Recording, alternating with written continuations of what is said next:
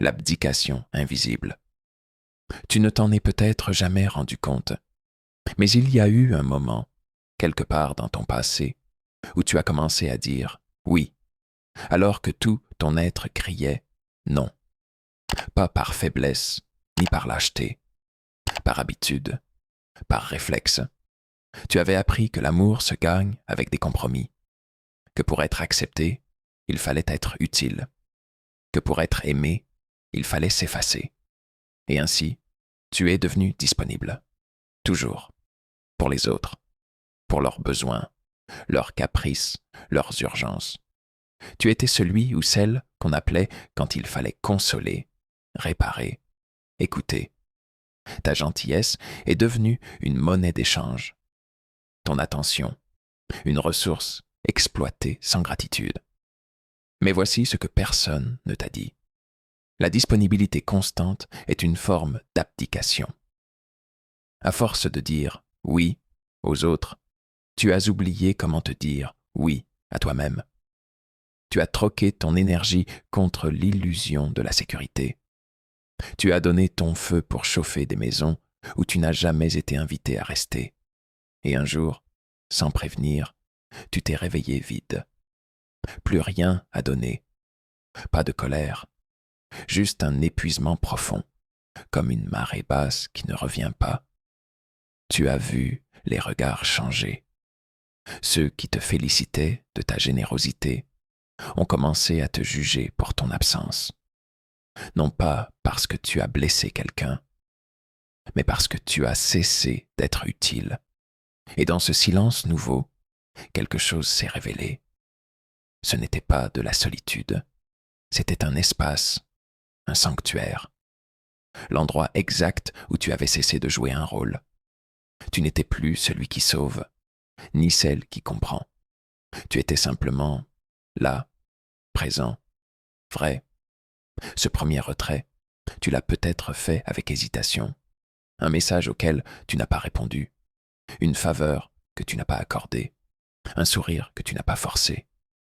Et le monde a vacillé, juste un peu, parce que tu n'étais plus celui qu'on contrôlait à distance. Mais derrière ce léger tremblement, il y avait une vérité profonde. Ta valeur ne dépend pas de ta disponibilité. Elle réside dans ton être, pas dans ton utilité. Elle est là, intacte, même quand tu ne rends service à personne. Et c'est là que tout commence à changer. Le silence comme seuil de transformation. Le monde moderne nous hurle à l'oreille que l'amour, le respect, la reconnaissance se méritent par la présence. Être visible, répondre vite, être là, toujours là, à tout moment, pour tout le monde. Et nous acceptons cette logique. Nous devenons des serveurs humains, constamment connectés, émotionnellement sollicités, disponibles à l'excès. Mais en silence, une vérité se faufile entre les failles de ce rythme insoutenable. Ce que tu offres sans conscience devient ce que les autres exigent sans gratitude. Carl Jung disait que ce à quoi tu résistes persiste, et ce que tu regardes disparaît. Il n'évoquait pas ici un simple regard extérieur, mais une observation intérieure, dénuée de réaction. C'est exactement ce qui se passe lorsque tu choisis le silence. Non pas un silence vide, mais un silence habité. Ce moment où tu n'expliques plus, où tu n'argumentes plus, où tu refuses la surenchère d'efforts pour te justifier. Ce moment-là est un seuil. Le silence n'est pas absence. C'est une présence concentrée, une présence qui cesse de s'éparpiller, une présence qui redevient souveraine. Dans ce silence, tu vois ce que tu refusais de voir tant que tu étais occupé à répondre. Les dynamiques bancales, les demandes déguisées, les liens tissés dans la dépendance et non dans la réciprocité. Le silence n'est pas une fuite, c'est une lumière. Et pourtant, c'est dans cette lumière que beaucoup prennent peur, car elle révèle tout, tes blessures, mais aussi tes dons, tes habitudes de compromis, mais aussi ton potentiel inexprimé. Le silence est un miroir, et rares sont ceux qui peuvent le regarder sans détourner les yeux. Tu remarqueras que ceux qui dépendaient de ta réponse immédiate commenceront à te dire que tu as changé. Ils auront raison, car tu es en train de reprendre ce que tu avais abandonné, ton énergie. Et c'est là le cœur du silence. Il ne sert pas à punir les autres, mais à cesser de se punir soi-même par l'épuisement. Il est facile de confondre disponibilité et bonté. Mais la véritable bonté ne sacrifie pas son intégrité. Elle donne à partir de la plénitude, non de la fatigue. Le silence est l'espace dans lequel cette plénitude peut renaître. Alors tu attends, tu ne réagis plus, tu observes. Et dans cet intervalle entre l'impulsion et la réponse, tu récupères ton autorité. Ce n'est pas de la froideur, c'est de la clarté. Tu ne t'effaces plus pour qu'on t'aime. Tu existes, avec ou sans applaudissements. Et c'est précisément cette posture qui commence à transformer tes relations. Pas par la force, par l'alignement. Et cela, personne ne peut le manipuler. L'influence des attentes sociales sur la perception de la gentillesse. Dans notre société, nous avons une vision très codifiée de ce que devrait être la gentillesse. Elle est souvent perçue comme une qualité universellement positive, associée à la bienveillance et au dévouement. Cependant, il existe une dichotomie subtile entre l'idéal social de la gentillesse et sa véritable fonction dans les relations humaines. Nous avons été conditionnés à croire que celui qui est gentil mérite notre admiration. Mais cette vision ne tient pas toujours compte des motivations sous-jacentes des actions humaines. La gentillesse, dans le cadre social, est souvent mesurée par sa capacité à satisfaire les attentes des autres. Une personne qui se conforme systématiquement aux désirs de son entourage, qui fait tout pour ne pas déranger, finit par être valorisée comme bonne, généreuse ou dévouée. Cependant, ce type de gentillesse peut créer un déséquilibre. Les autres peuvent finir par voir la personne gentille comme une ressource infinie, prête à être exploitée à chaque instant. Ce phénomène n'est pas toujours évident au premier abord, car il se cache souvent derrière des compliments ou des attentes déguisées en demandes innocentes. Les attentes sociales jouent un rôle majeur dans cette dynamique.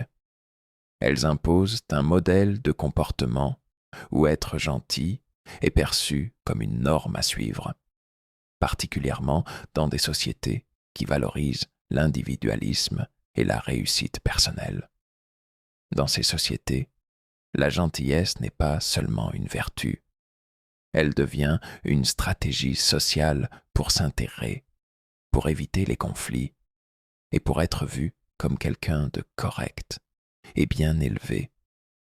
Mais à mesure que cette gentillesse est interprétée comme une qualité à exploiter, les autres peuvent perdre de vue la véritable nature de ce geste. Il ne s'agit pas d'une obligation, mais d'un choix personnel. C'est ici que les choses deviennent plus complexes. Les attentes de la société peuvent fausser la perception de la gentillesse en la réduisant à une simple réponse sociale ou à un moyen de se conformer. L'authenticité de l'acte disparaît et la personne gentille devient souvent perçue comme un instrument, non comme un individu avec des besoins, des limites et une volonté propre. Cette dépersonnalisation de la gentillesse peut engendrer de la frustration, car la personne qui fait preuve de gentillesse sans recevoir en retour le respect qu'elle mérite se trouve dans une position difficile. Ce phénomène touche également les relations de pouvoir. Dans les environnements de travail, par exemple, un individu trop gentil peut être vu comme une proie facile pour ceux qui cherchent à tirer profit de sa nature bienveillante. À force de vouloir plaire et satisfaire, la personne se retrouve souvent submergée, incapable de dire non, et son besoin de respect est ignoré. D'un autre côté, ceux qui choisissent d'être plus assertifs ou directs dans leurs demandes sont perçus comme plus solides, plus fiables et paradoxalement plus dignes de respect.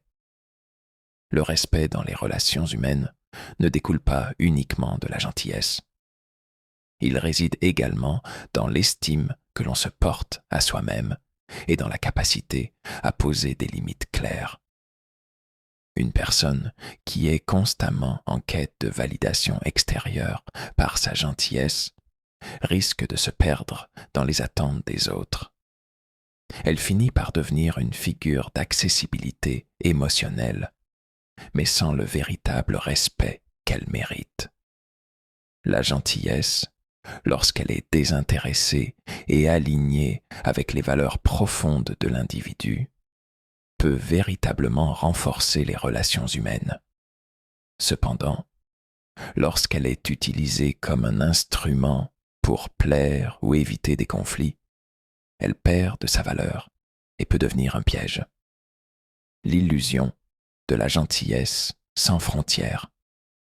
La gentillesse, en apparence, semble être une valeur inébranlable, une lumière qui guide nos interactions humaines vers l'harmonie et la bienveillance. Pourtant, un aspect fondamental de cette qualité est souvent négligé. La nécessité d'établir des limites claires pour que la gentillesse ne soit pas perçue comme de la faiblesse.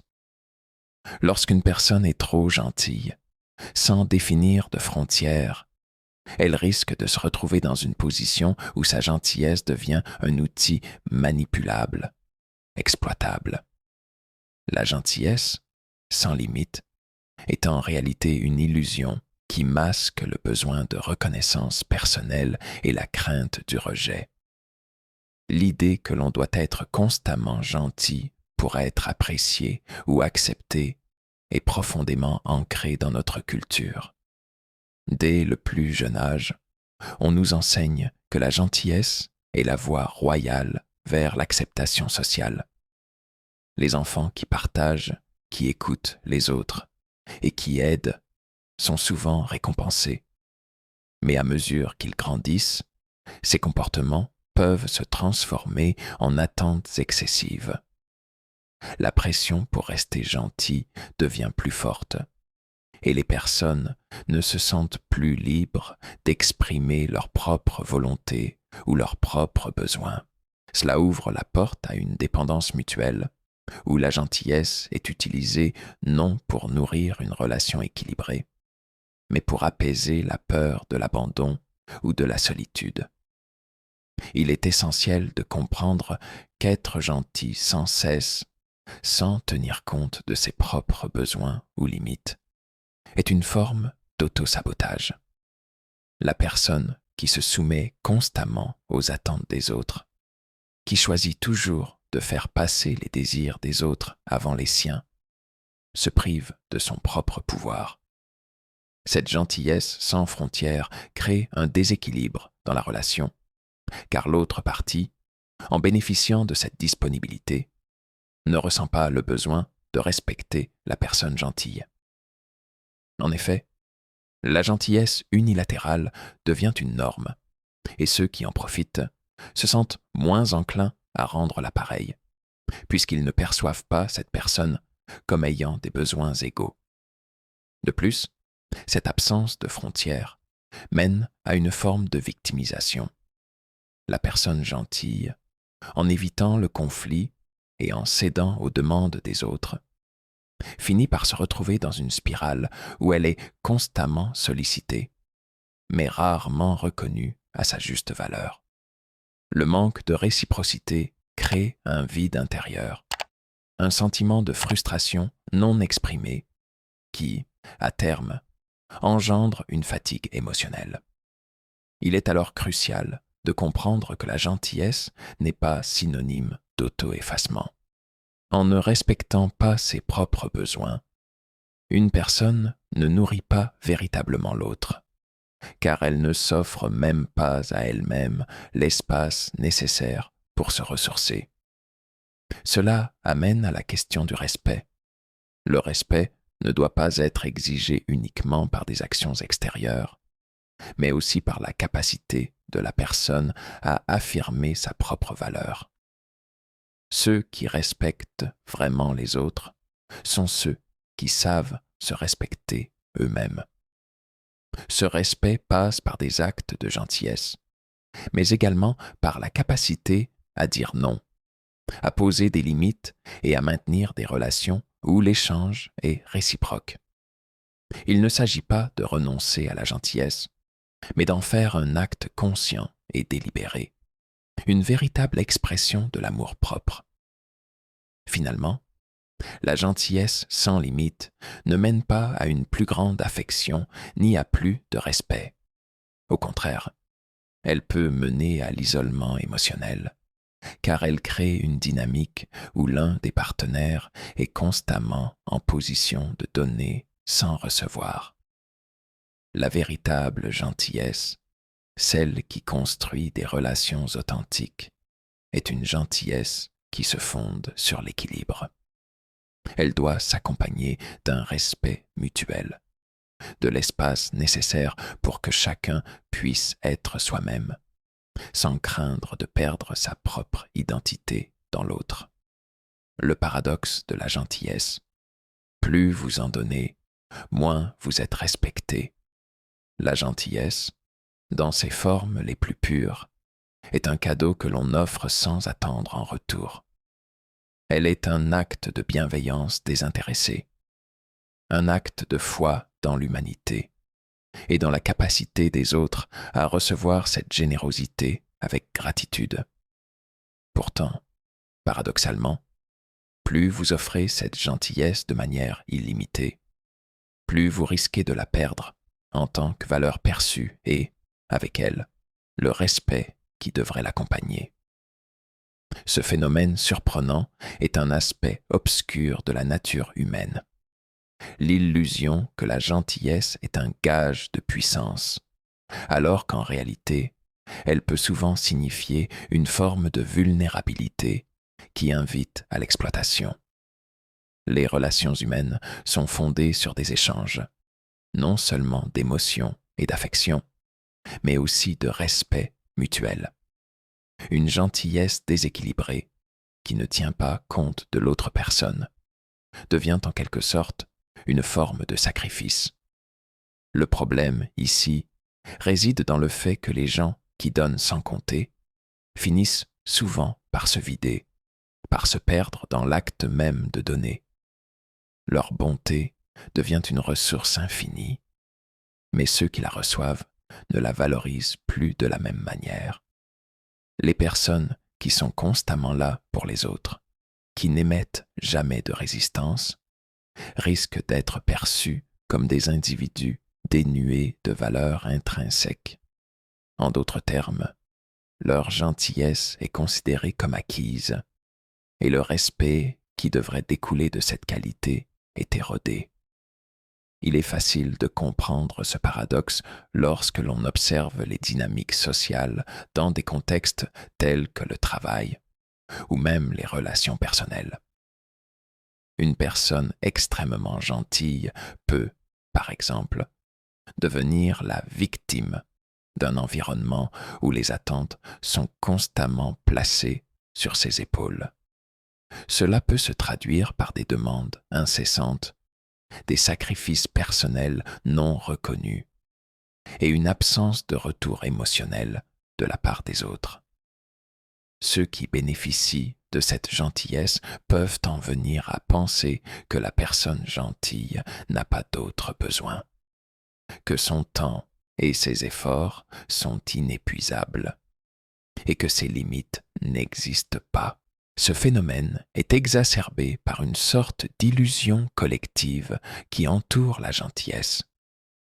De nombreux individus qui sont constamment prêts à aider sont perçus comme plus fiables, plus dignes de confiance.